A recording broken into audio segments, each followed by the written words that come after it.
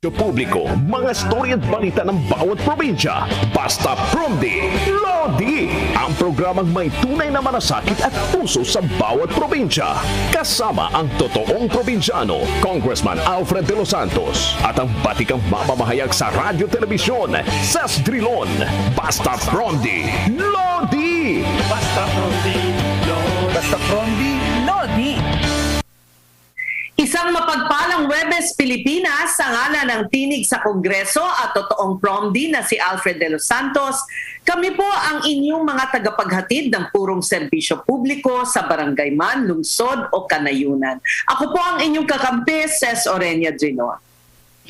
Ako naman po ang iyong sandigan, si Jude Bacalso. Magkatuwang nating abutin ang ating pangarap tungo sa magandang bukas. Good afternoon, Ses. Hi Jude. Ganda ng kulay natin, white and red. Parang angel and devil. Alam mo ba? I had to say that. Sorry. Napapakinggan na rin po ang Basta Promdi Lodi sa Cebu, Southern Leyte, Bohol at Negros Occidental sa pamamagitan ng DYRB Cebu, 540 kHz. Nasa Tirad Pass TV and radyo din tayo sa Ilocos, DXRD Davao at Infinite Radio sa Calbayog City. Napapakinggan at napapanood din tayo sa radyo DWNX FM sa Naga at TV Veritas sa Albay. Mga kapromdi, nasa FMR Baguio 94.3 din tayo, nasa DYDM Isabela, DXCO Cagayan de Oro at Magic 103 Zamboanga din tayo at sa Facebook page at YouTube channel ng Regional News Group Luzon. Kung kayo po ay may problema sa inyong barangay, munisipyo, syudad o probinsya, mag-text o tumawag lang po sa aming hotline 0998-978-2971 para po sa Smart at 0917-160-0611 para naman po yan sa Globe. Mag-email din sa bastapromdilodi@gmail.com. Bukas din po ang aming programa sa mga gustong maging volunteer reporter sa pamamagitan ng Promdi Citizen. Pero bago ang lahat, alamin muna natin ang mga balita sa iba't ibang panig ng bansa hatid ng ating mga Loding RMN reporters. Promdi Patrol! Ang bahagi ito ay hatid sa inyo ng Top Asia Corporation, pioneer importer of particle boards, medium density boards, at melamine face chipboards. Proud partner of leading furniture contractors in the construction industry. Basta't the best laminated boards, dun ka sa subok na. Top Asia. For more details, please call 8294-3144 or 8294-3188. You may also visit www.topasia.com.ph. Unahin natin ang Catanduanes muling nanguna sa may pinakamataas na kaso ng COVID-19 sa buong Bicol Region. Alamin natin ang balita mula kay Radyoman Leo Barceliano ng RMN Legazpi. Sa datos na pinalabas ang Department of Health, CHD Bicol, nangunguna ngayon ang lalawigang isla ng Catanduanes, kung saan ay meron itong mahigit 27. Sumusunod naman ang lalawigan ng Camarines Sur at lalawigan ng Albay. Pang-tatlo naman sa pwesto ang lalawigan ng Sorsogon at ang apat naman ang lalawigan ng Camarines Norte at 0 naman ang Masbate. Sa pinakauling tanahan ng DOH-CHD Bicol, punuan na ang mga bibs ng Provincial Hospital sa nabanggit na isang lalawigan na dapat ito ay magtungon at magawan ng anyay remedyo na tulad sa iskinakasahan ng Bicol Regional Training and Teaching Hospital nagsasagawa ng mga additional biddings para sa mga may sintomas at virus. Ayon naman kay Governor Boboy Cua ng Catanduanes, kinausap na nito ang kanyang Provincial Health Office na gumawa ng mga hakbang para sa pagkapuno ng naturang pagamutan. Mula sa Legazpi City, ako si Leo Barceliano, nag-uulat para sa Basta Promdi Lodi. Ito naman ang dapat hashtag sana all, 2 bayan sa Cagayan. 0 case na sa COVID-19. Radyoman Geronimo Dig, yan ang yung good news ng IFM Kawayan. Nasa 2 bayan sa lalawigan ng Cagayan ang 0 case na sa COVID-19 patay sa datos na inilabas ng Cagayan Provincial Information Office. Kabilang rito ang mga bayan ng Santa Teresita at Calayan. Bukod dito, nanguna pa rin ang Tuguegarao City sa may mataas na aktibong kaso na pumalo sa 67. Sinundan naman ang bayan ng Baggao na pawang mga lugar sa probinsya na nakapagtala ng mataas na bilang na matinamaan ng virus sa mga nakalipas na buwan. Naitala naman ng Cagayan ang 48,579 na recoveries habang 2,100 ang kabuang bilang na mga namatay dahil sa COVID-19. Nakapagtala naman ng 51,046 cumulative cases ng COVID-19 ng probinsya at 367 na lang ang aktibong kaso sa kasalukuyan. Samantala, bagyang hinigpitan naman ang paglabas ng mga bata sa Tuguegarao City kung saan ang mga edad 12 hanggang 17 na kabataan na mga fully vaccinated ang pinapayagan lamang na makapasok sa mga mall upang makapamasyal kasama pa rin ang kanilang mga nakatatandang miyembro ng pamilya. Habang ang edad 12 pababa ay mahigpit na pinagbabawalang lumabas maliban sa emergency cases at travel. Mula sa Kawayan City, ako si Jeronimo Dig, nag-uulat para sa Basta from the Lodi. Thank you, Jeronimo Dig. Sa Pangasinan naman, nako, 14 na taong gulang na bata patay matapos malunod sa isang ilog sa San Carlos City, Pangasinan. Narito ang ulat ni Radyoman John Caranto ng IFM Dagupan. Wala ng buhay ng ma-recover ng mga rescuer ang katawan ng isang 14 anyos na special child matapos ito malunod sa ilog sa bahagi ng Barangay Kilo sa lungsod ng San Carlos, Pangasinan. Ayon sa report, unang nalaman sa ina ng bata na mayroong kapansanan sa pag-isip ang anak nito na itago na lang sa pangalang Evan. Base naman sa investigasyon ng mga otoridad, napag-alaman ding nagpunta ang bata sa nasabing ilog matapos sundan ang iba pang mga batang kalaro nito na papunta din sa nasabing lugar upang maligo hanggang sa hindi na ito makita sa kinaroroonan nito. Agad na ipinagbigay alam ang insidente sa mga nakakita sa katawan ng bata kung saan agad ding irumisponde ang mga autoridad at mga rescuer, ngunit sa kasamaang palad ay hindi na naisalba ang buhay ng biktima. Mula sa Dagupan City, ako si John Caranto nag-uulat para sa Basta from the Lodi. Buti man ang pupunta sa akin ng mga good news about COVID. COVID-19 recovery rate sa Region 10 umaabot na sa mahigit 95%. Radyoman Annalisa Reyes, paunanan mo kami ng good news galing sa RMN Cagayan de Oro. Nasa mahigit 95% na ang COVID-19 recovery rate ng Region 10 base sa inilabas na COVID-19 briefer ng Department of Health Region 10. Ito ay katumbas ng 78,029 matapos madagdagan ng 50 sa mga bagong gumaling. Siyam nito ay mula sa Bukidnon, 13 Lanao del Norte, 15 Misamis Occidental, 14 Misamis Oriental at 8 sa Iligan City. Samantala, nananatiling nasa 2-digit naman ang mga naitalang bagong kaso ng COVID-19 sa rehiyon matapos madagdagan ng 44. Mula sa Cagayan de Oro City, ako si Annalisa Reyes, nag-uulat para sa Basta from the Lodi. Ako na lang yung hawak sa... Oo nga, ito naman, no, hindi masyadong good news. Jude, bakit sa'yo napupunta ang magagandang balita? Ito, pagtuturok ng booster shot sa medical frontliners ng Surigao City, hinihintay pa ang go signal ng DOH kasi sa mga ibang lugar, talagang nasisimula na ito. Na pakinggan natin ang ulat ni Radyoman Jojo Ferrol ng RMN Surigao. Bagamat nagsimula na ang pagbabakuna sa COVID-19 booster shot sa mga health workers sa iba't ibang bahagi ng Pilipinas, naghihintay pa ng go signal mula sa Department of Health Caraga ang mga frontliners ng Surigao City. Ayon kay Dr. Charito Arriba, ang Assistant City Health Officer, naghihintay pa sila ng karagdagang guidelines mula sa DOH Caraga kung kailan sisimulan ang pagbibigay sa kanila ng booster shot. Iumunay willing naman ang karamihan sa kanilang frontliners na sumailalim sa booster shot bilang karagdagang proteksyon laban sa COVID-19. Mula sa Surigao City, ako si Jojo Ferrol, ulat para sa Basta from the Lodi. Sa Davao naman, 1.72 million halaga ng misdeclared frozen tuna na kumpiska ng mga tauhan ng Bureau of Customs. Ito ang report ni Radyoman Renz Barbarona ng RMN Davao. Nakumpiska ng Bureau of Customs Port of Davao ang nasa 1.72 million pesos na misdeclared frozen tuna noong nakaraang linggo. Sa report ng BOC Davao, ang container na nagdeklara na may kargang frozen malt na dumating sa Davao International Container Terminal sa Panabo City, Davao del Norte. Pero nang sinuri nito ay nasa mahigit 2,300 na mga box ng frozen tuna ang karga pala ng nasabing container. Napagalamang wala silang permit mula sa Bureau of Fisheries and Aquatic Resources o BFAR 11. Dahil dito, nag-issue ng warrant of seizure and detention si District Collector Attorney Erastus Andina Austria dahil sa paglapag ng Section 1400, Misdeclaration of Goods Description sa ilalim ng Republic Act number 10863 o the Customs Modernization and Tariff Act. Mula sa Davao City, ako si Renz Barbarona, nag-uulat para sa Basta Promdi Lodi.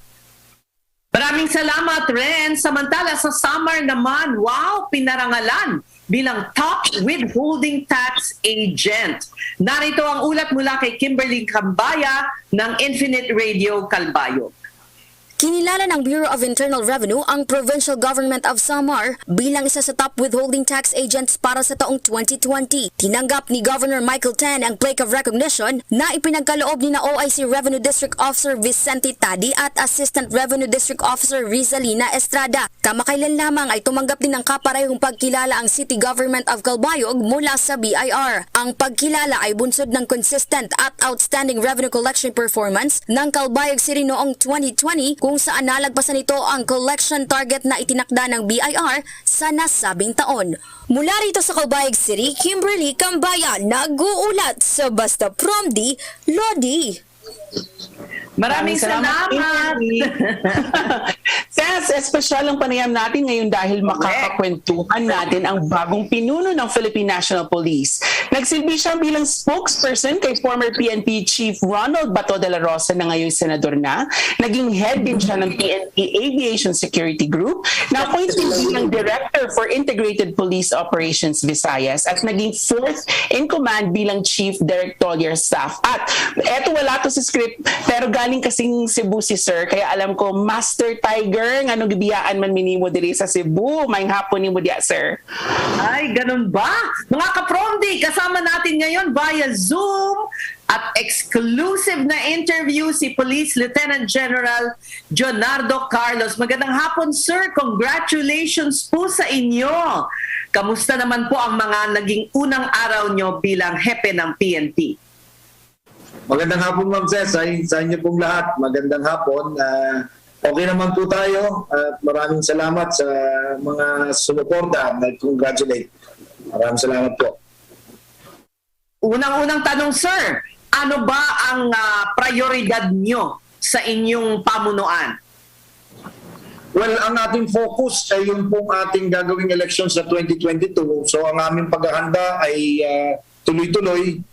Sa katunayan, ito po ay sinimulan na po ni the former Chief General Dilor Eliazar at bilang kanya pong TCDS o Chief of Directorial Staff, lahat po ng kanyang mga tagubilin o yung mga sinabi po niya ay ginawa na po natin ng mga direktiba para tuloy-tuloy po ito. At ang ating pong Director for Operations, tuloy-tuloy po yung aming pong pag-attend sa mga coordinating meeting kasama po ang COMELEC. At sila po yung aming pong magiging head agency sa election.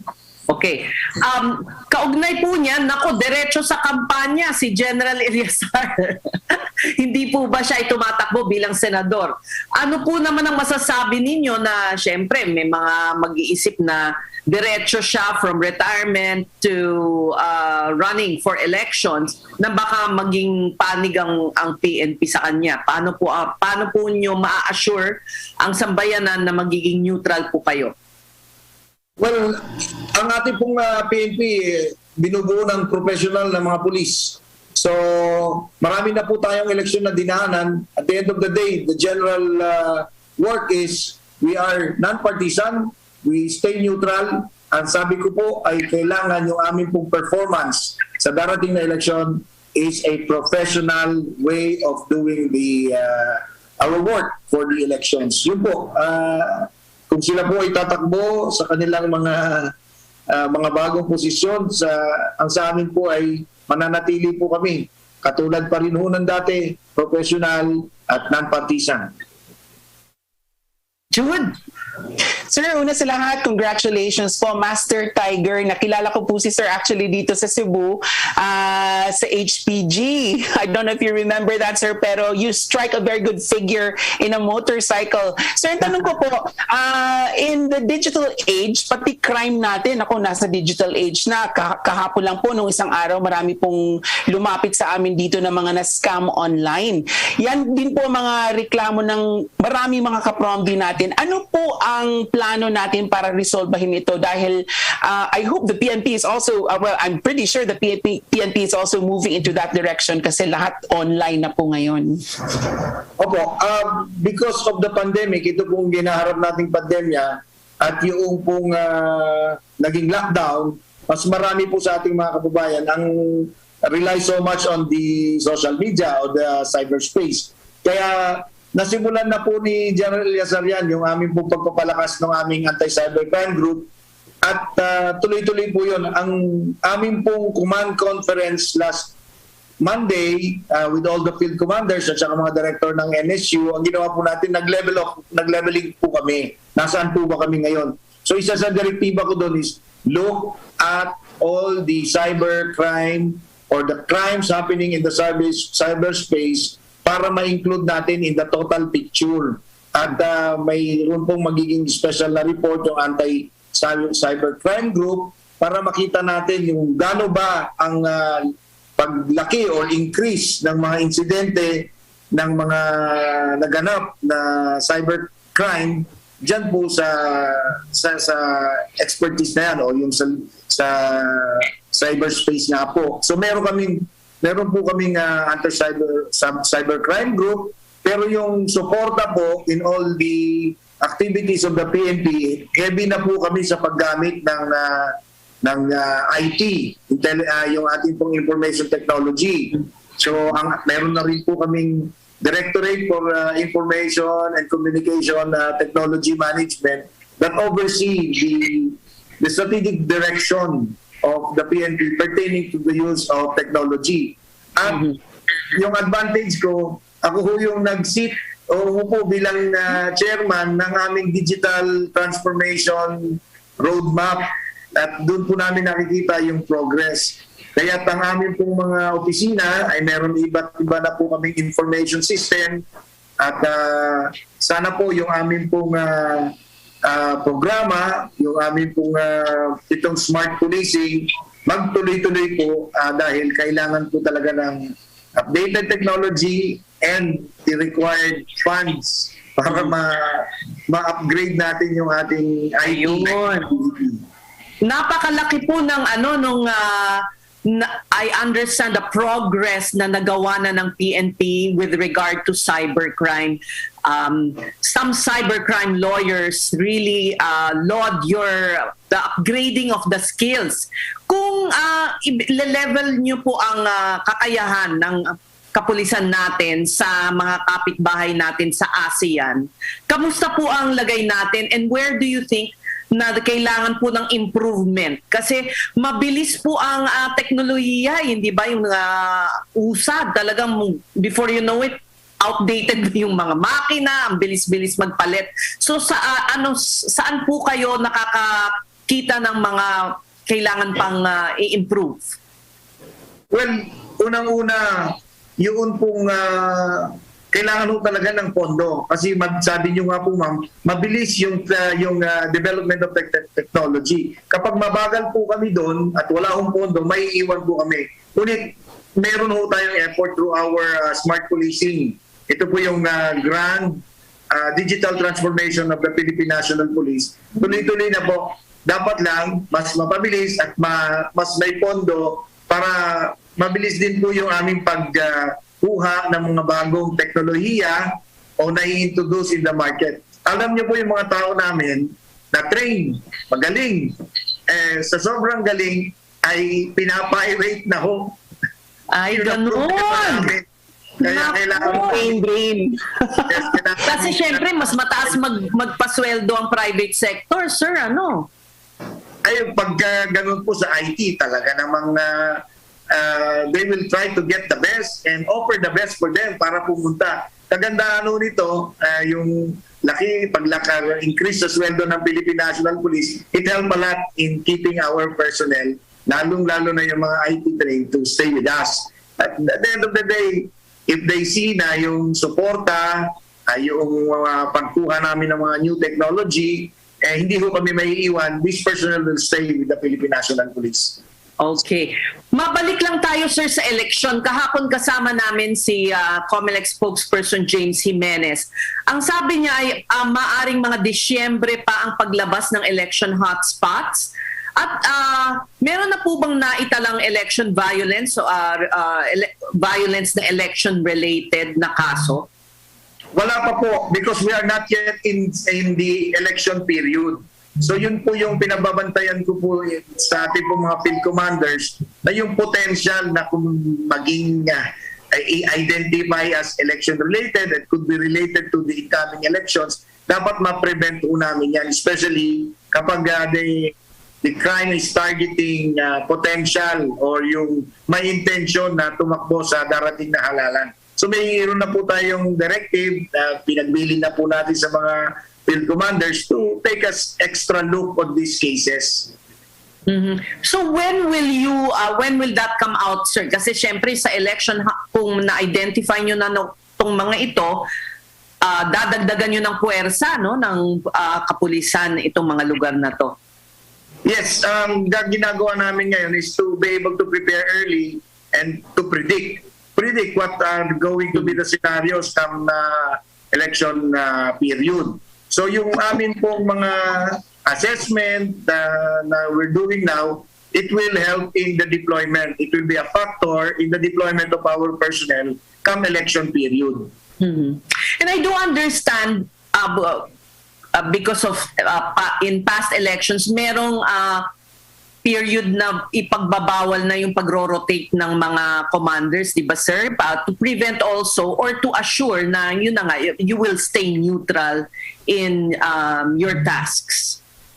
Opo, hindi po namin pinagbabawal yung rotation policy. Gagawin po namin yung rotation policy to keep our personnel non-partisan and remove the familiarity ng aming pong mga hepe o yung mga PD doon sa nakaupong mga leaders na maaaring tumakbo. Kaya yan po ang aming ginagawa pag election period. We implement the rotation policy.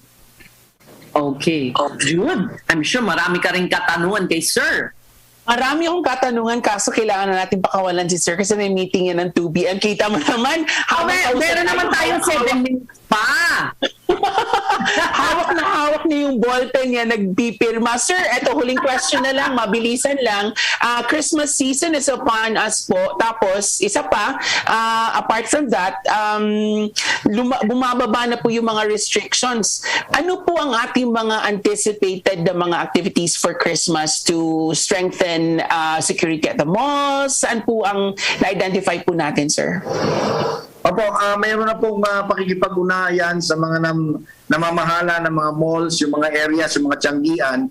Tinitingnan po natin ngayon yung direktiba ng IATF. So pag nakikita po ng IATF na ito could be a possible spreader areas, maglalagay po tayo ng mga health protocol officers or reminders, yung marshals natin. Number one, to remind them to continue to follow minimum health protocols. If not, then yung ipatupad natin yung direktiba or the resolution of the IATF. At the end of the day, ang gusto po namin talaga is ma-enjoy ng ating po mga kababayan yung Christmas season. But in such a way na hindi natin magiging problema yung or mahawa tayo kasi nandyan pa po yung COVID, nandyan pa po yung virus. So, pag kailangan talaga mag-face mask, let's wear the face mask. Ngayon, ibaba po yung face shield. Iwasan ho natin yung mga matataong lugar. At yung pag tayo po yung nakikipag-usap, yung we keep the distance. Napakahirap po sa Pilipino dahil clingy ang Pilipino. Gusto palagi na matikit. Yes. But at the end of the day... Nakakatawa naman ang term nyo, sir. Clingy, ha? Ako clingy ako, sis. I agree. Si Sir Kaya clingy yung rin. patupad na po natin yun, yung direktiba ng IATF. All So right. hindi clingy kasi iniwan kami sa Cebu, Ses. Pero congratulations, sir, and on your new position. And mabuhay po Wish kayo. you the best. We wish Maraming you salamat the po. Wish you the best. best. Maraming salamat. Ayan, nako. Magandang Master Tiger. Master Tiger pala. Bakit hindi Master Tiger. Yun ang tawag sa kanya ng mga highway patrol group. Yun ang nakasanayan nila pag lumapit ang parang tinatawag nilang leader, no? So Master Tiger, Tiger is coming. So pag dumadating si Sir, talagang sumisigaw silang lahat, Tiger is coming. Napanood ko kasi sila nagte-training sa SRP dito sa Cebu. He came by in his motorcycle, striking a really nice figure. So Master Tiger, congratulations. Okay, sa ibang balita naman, unti-unting lumuluwag na nga ang restrictions, di ba? Kaya naman, nagbubukas ang ilang mga probinsya para sa mga foreign and local tourists. Maging ang ilan sa mga kababayan nating naipit sa pandemya na nais ng umuwi ng kanilang mga probinsya, ay makakabalik trabaho na sa Maynila. Dahil dyan, alamin naman natin kung ano-ano ang mga bagong patakaran na ipinatutupad sa mga paliparan. You know, I have not stepped into an airport since the pandemic struck. Kaya, I might be in an airport next week. ng mga to. Makakasama natin ang General Manager ng Manila International Airport Authority na si Eddie Monreal. Magandang hapon po, GM! Magandang hapon po sa inyong dalawa, Ma'am Ces, Ma'am Jude. Good afternoon to your listeners. Good afternoon po. Good afternoon, GM. Pareho po kaming hindi nakakaapak ng airport mula nung magdadalawang taon na. So anong years? In 2 years. Ngayon po, You're a travel writer. Ano na po ang mga bagong patakaran na ipatutupad sa mga paliparan natin dito sa bansa po, sir? Well, so I'm speaking for on behalf of Manila International Airport Authority. Dito po sa ating main paliparan, meron na hong dagdag sigla ang ating paliparan. Marami-rami na rin po ang mga pasaherong lumalakbay, dumarating, lalo na ngayon magpapasko, because of the liberalization of the quarantine protocols. Ang inbound ho natin sa galing sa ibang bansa, ay tumaas na po ang kapasidad, nasa 4,000 a day na po tayo. Pero malayo pa rin ho ito sa ating dating capacity prior to the pandemic. Ang mga domestic departures naman po at saka arrivals ay dumadami na rin po dahil po yung mga local destinations ay lumuwag na rin. Pero wag ho tayong magpangkampante dahil nandiyan pa rin po ang threat ng COVID-19. Tulong-tulong tayo na para masustain natin ang lahat ng mga protocols para naman tuloy-tuloy na po ang ating sigla at kaligayahan. So ano po ang mga requirement? Kailangan pa rin po ng RT-PCR test na 24 hours bago makapasok sa airport o paano po? Himayin ho natin, Ma'am Ces. Sige po, okay. sir. Domestic po, may mga destinasyon na po tayo na hindi na po kailangan. So, iyan po ay nakatulong para sa pagbabiyahe ng ating mga kababayan and promoting the local tourism.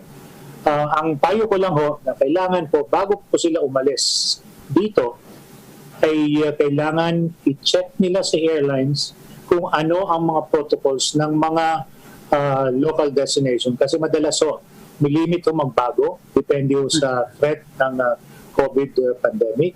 So ako po ay nakikiusap na i-check muna bago po sila umalis para hindi po sila maabala. Hindi na ho natin kailangan mag-face shield pagpasok sa ating mga paliparan dito sa Caloocan, Maynila. Hindi na po kailangan yon. Pero kailangan pa rin tayo magpatupad ng social distancing. Yung mga minimum health standards kailangan po natin gamitin at itupad. Sa international naman po, meron ho tayong mga categories. Ngayon po, mas maiksi na po ang quarantine protocols natin. Meron pong kailangan na lang vaccination certificate, lalo sa green countries. Pagdating ho rito, pagka meron ho tayong RT-PCR, mababawasan na po ang ating quarantine time sa mga pasilidad natin. So marami yung pagbabago at kaluwagan, pero again, uulitin ko, huwag ho tayo makapagkampante, dobling ingat pa rin po. So ang malinaw, sir, bago pumuntang airport, alamin muna yung mga regulasyon sa pupuntahan. Siguraduhin na compliant kayo. Pero yung quarantine, tila hindi na kinakailangan, sir, depende sa bansang pinanggagalingan o depende ba sa vaccination? Depende yung mga sa paparating naman dito sa Pilipinas po. Opo, yung mga parating ng galing abroad, depende po sa pinanggagalingang bansa. Meron tayong categorization ng green, yellow, and red. Kailangan sundan po natin yon kung ano man ang mga kapangailangan. I-advise ko lang ho na sana bago dumating ang ating mga kababayan, mag-login po sila sa One Health Pass portal para ho makita at anong mga kailangan para pagdating ho rito may QR code na sila, mas mapapabilis po ang proseso. Iniingatan ho natin din mag-congest ang ating paliparan dahil hindi natin na alam kung anong threat na may dala sila. So kailangan ho talaga the one-stop shop saka yung One Health Pass group, ginagawa ko nilang automated na po ang pag-login para wala na hong mga pag-fill up pagdating dito. Mapapabilis po ang paglabas nila sa paliparan. So, ulitin po natin para sa mga ka-Promdi natin. Is it onehealthpass.com? Apo. onehealthpass.com. Kasi importante siguro sa mga ka-Promdi natin, also to those who are listening to us abroad, no, to know this para alam na nila bago sila pumunta dito. Gaano po kaiksi ngayon ang mga quarantine period, sir? Kasi dati, di ba, 20 days was the longest time. Ano na po ngayon ang mga range ng quarantine? Meron po 5, 6, at saka 7. Depending on the color of their country, tama po ba? Tama po yun. The classification, okay. Ngayong Christmas holidays po na parating, nako, maaasahan nating medyo tumaas, no, ang capacity at saka bilang ng mga pasahero. Ano po ang ginagawa ninyong paghanda sa, rush of the Christmas season ng pagbiyahe? Nagsigla yun. Unang-una ko, ma'am, ipupunto ko lang na beginning the pandemic, underutilized po tayo. So there's so much room to accept and accommodate our passengers. However, kailangan lang po natin masundan ang mga protocols natin na huwag pong magsiksikan, kailangan meron pa rin social distancing. But at the moment, kayang-kaya ko ng paliparan ang dagsa ng mga pasahero papunta dito sa ating bayan. Okay. Very good, sir. Kamusta naman kayo? Kayo ay masigla, looking after your health, and I'm curious, Seth, if Sir Ed has been on a plane recently. Kasi kami ni Seth talagang 2 taon eh. I used to be on a plane, Sir Ed, every week. Wow. Kayo po? Well, just like you, ma'am, hindi po ako nakakatungtong na ng eroplano. Pero airport, nakatuntong kayo. Madalas po yun. Madalas po sa airport. Nandito Yan po ba yung parang hanggang airport na lang? Tama po yun. Hanggang airport po tayo. So near yet so far, di bali po, sir. Nako, sabi niyo nga, 4,000 a day na tayo. Just to give us parang comparison lang po, ano po yung peak numbers nung before the COVID crisis po? Okay. To give you an idea, ang domestic tsaka arrivals at departure ay nag-average po yan ng mga 60 plus thousand. Nalagay mo sa 62,000 a day. So, to 60,000. Ang international din, similarly, halos 35,000 ang arrival at 35,000 din ang departure. So, to sum it up, it's 70 plus 60, mga 130 a day, 130,000. Ngayon po ay nag-average lang po tayo ng mga 6,000-7,000. Combined na po ang international at domestic travelers. So, kayang-kaya po yan. Kung dumoble man kahit dumoble o triple pa, chicken na po yun, sir. Yeah, pero kayang-kaya, Sir Ed. Opo, kailangan po lang natin na sumigla pa rin ang ating paliparan to bring back the economy and the much-needed funding ng ating gobyerno. For as long as we are responsible travelers. Ayan. Exactly. Yeah. Exactly. Well, we thank you so much, Sir Monreal, for your time, and hopefully talagang manumbalik ang sigla ng turismo sa Pilipinas. Marami pong salamat, sir. Maraming salamat, sir. Marami pong salamat sa pagkakataon. Good afternoon po. Thank you so much. Halos linggo-linggo ang pagtaas ng presyo ng produktong petrolyo. Hindi lamang ng mga public at private drivers ang umaaray, maging ang mga delivery riders apektado rin. Pero sa isang restaurant sa Misamis Occidental, hindi na problema ang gasolina dahil hindi na sila gumagamit ng motor sa pagdi-deliver. Horseback delivery na. Naku, sosyal. Ang kakaibang diskarte nila, abangan sa pagbabalik ng Basta Promdi Lodi. Tunay na tunay, Promdi. Ang programang may tunay na malasakit at puso sa bawat probinsya. Basta Promdi Lodi!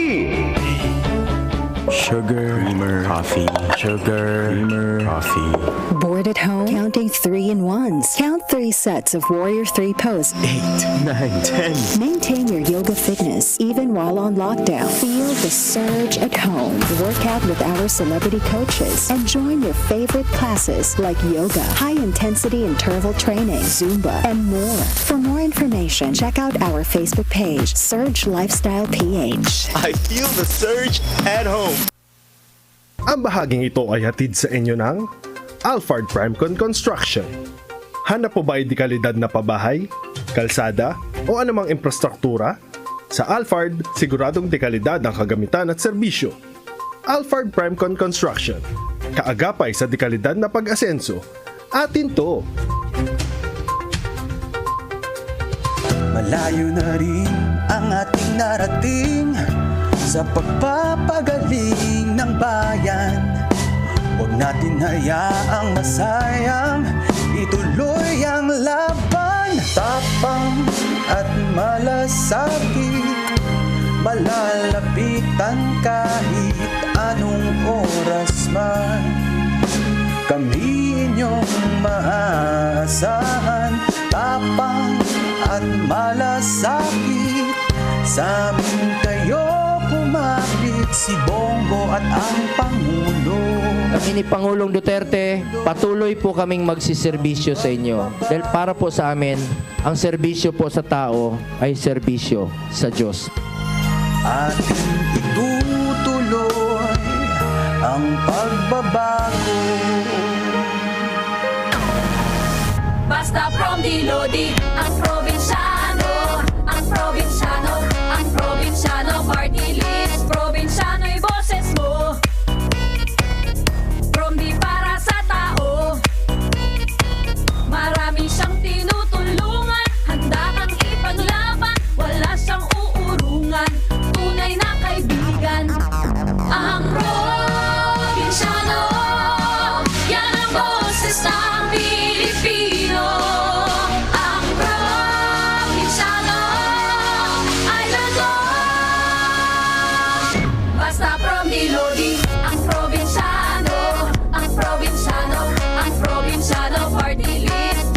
Basta Promdi Lodi, ang probinsyano, ang probinsyano, ang probinsyano party list.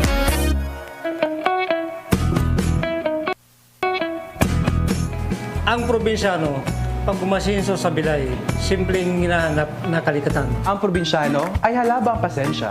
Iyuta wala man instant sa probinsya. Ang probinsyano di rin naaawod nga magyakan nga may punto.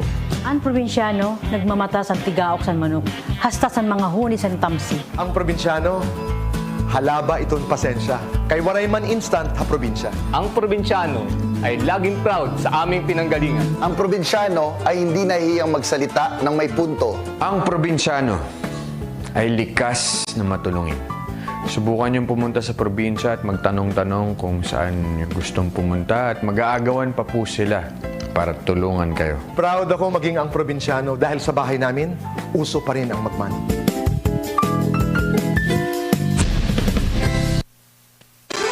Tunay na tunay, Promdi. Ang programang may tunay na malasakit at puso sa bawat probinsya. Basta Promdi Lodi! Nako, mga Pinoy talaga, hindi nauubusan ng diskarte para lamang mabuhay. Ito nga ang nakakabilib na diskarte ng isang restaurant sa Oroquieta, Misamis Occidental na sa halip na para makaiwas sa epekto ng pagtaas ng gasolina, naka-horseback delivery na lang. Iwas gastos na, environment friendly pa. Yan. Galing. At para kwentuhan tayo sa kanilang diskarte, makakasama natin ang restaurant manager. Ewan ko pa, Ses, kung bakit 2 days in a row, puro restaurant manager at puro pa sila mga pogi. Is this a sign? Maybe this is a sign for me na si John Wilfred Hatage. Maying hapon, John. Good afternoon, John. Hello po sa inyo. Good afternoon.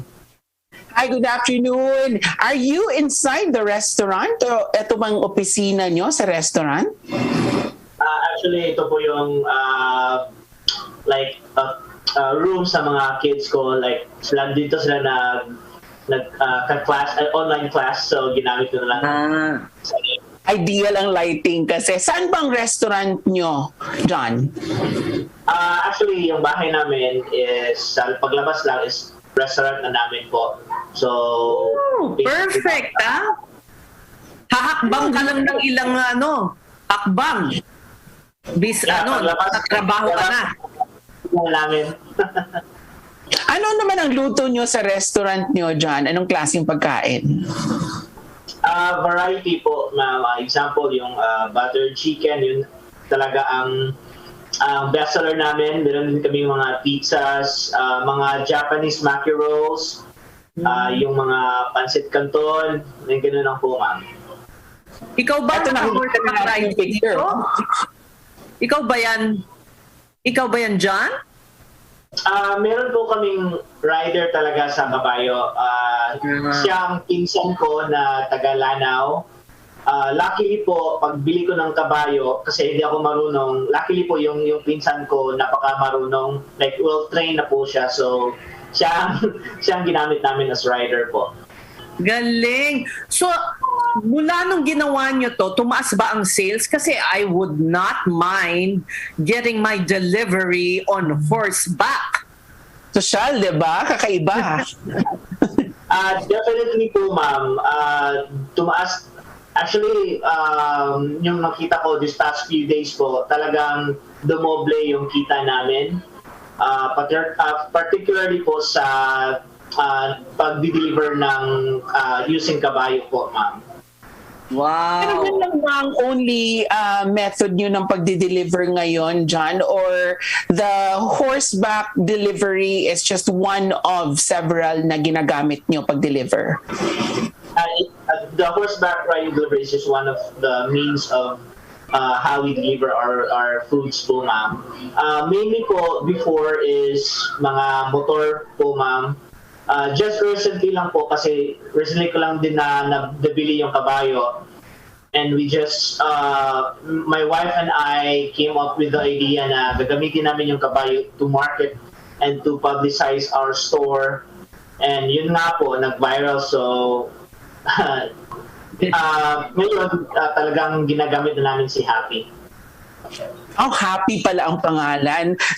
Sana happy sa trabaho niya kasi alam ko mahirap alagaan talaga ang mga kabayo kasi yun ang meron din kasi may mga tawag namin tartanilya dito sa Cebu. It's very controversial because they're not well cared for, no? So that's the concern of animal activists. Hopefully, you are taking good care of Happy. Pero paano naman nagsimula na nabili mo, naisipan mong bumili ng kabayo? Was it for this purpose or iba talaga ang purpose mo originally na binili mo si Happy? Yung purpose ko po talaga, ma'am, is way different from ngayon. My purpose to buy Happy was to really use Happy for my personal or to my family's use, ma'am. Like sa mga kids ko, pinapakita ko yung mga kids ko sa kabayo. And then gagamitin ko sana yung kabayo kasi may nabili kami na lupa sa bundok na malapit na din dito sa city.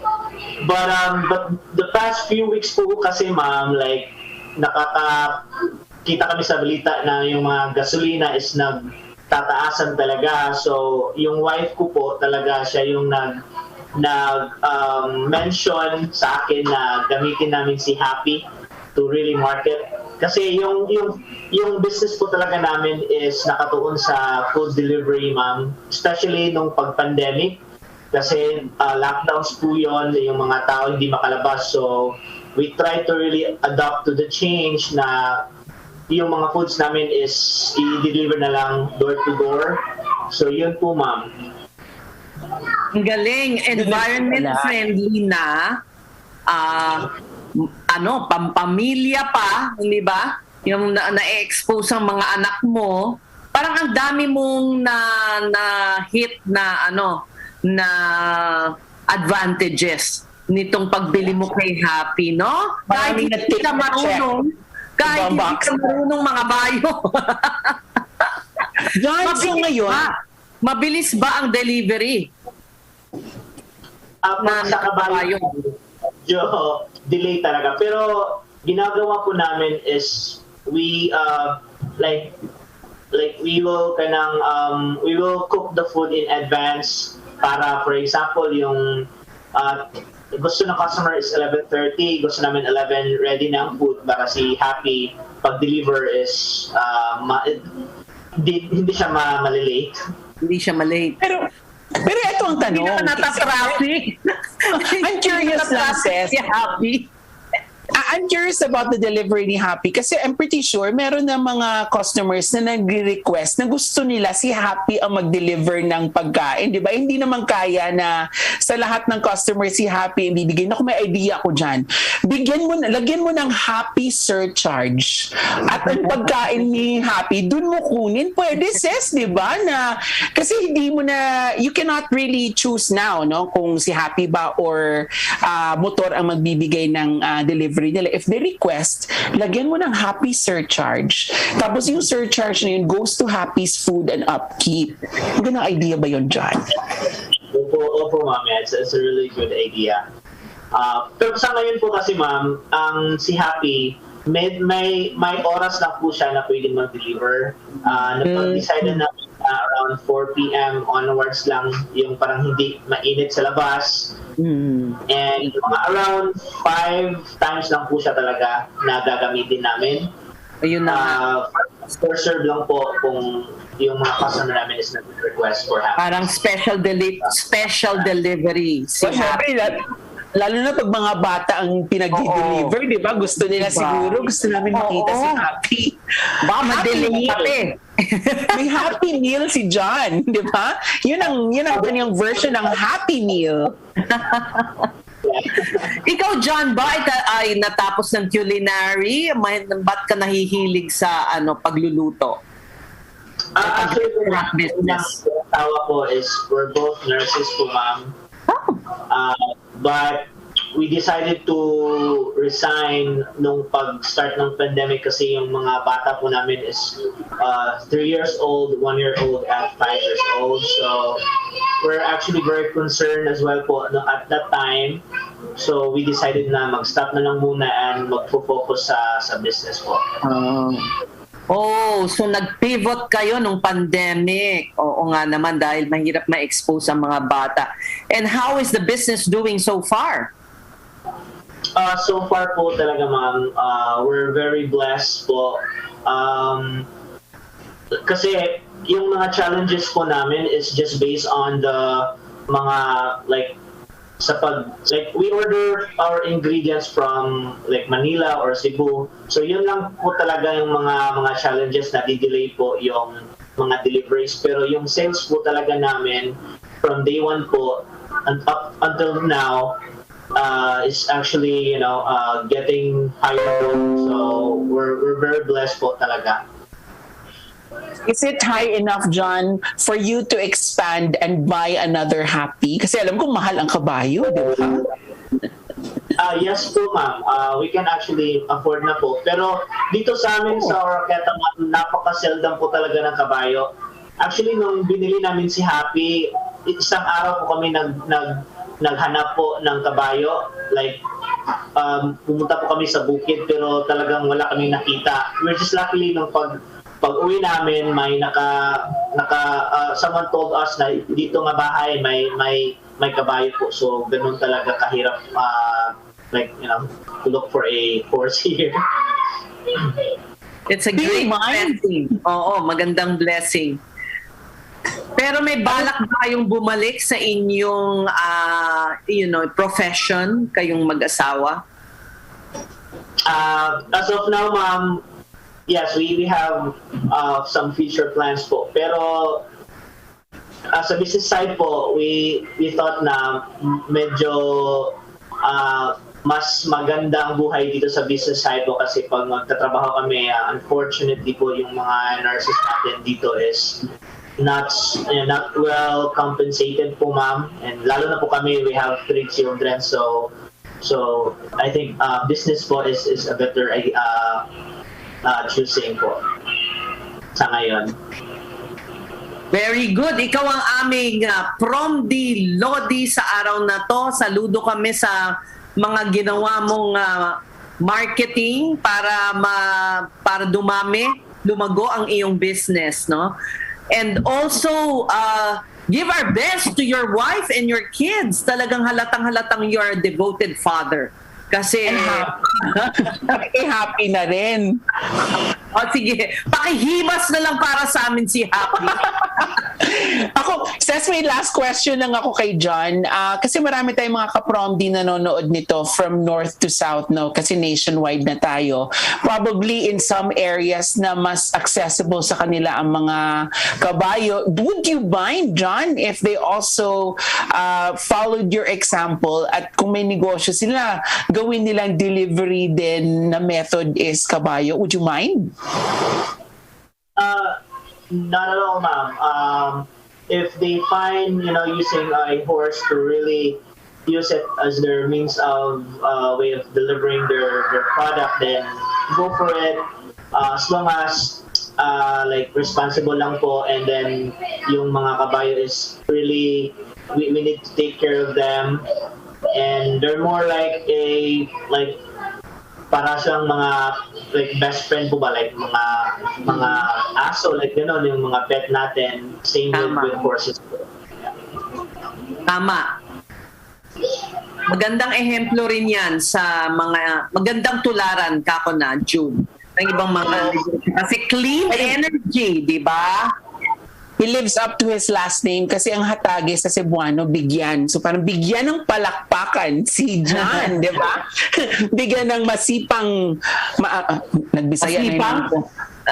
Masipang. Di ba dyan masipang palakpak si John? Masipang? So, yes, masipang is, loud. Loud round of applause. So congratulations to you, John, and the business. Thank you dun po, and more power po sa inyo. God bless po, ma'am. Salamat. Alright, at yan po ang isa na namang araw ng ating paglilingkod sa ating mga kababayan sa ngalan ng tinig sa Kongreso at totoong ka-prom di Alfred de los Santos. Ako po ang inyong kakampi, Ces Orenia Drilon. Ako naman po ang inyong sandigan, si Jude Bacalso. Magkatuwang po nating abutin ng magandang bukas, isang mapagpalang araw po sa inyong lahat. Tunay na tunay, Prom D. Ang programang may tunay na malasakit at puso sa bawat probinsya. Basta Prom D. Lodi!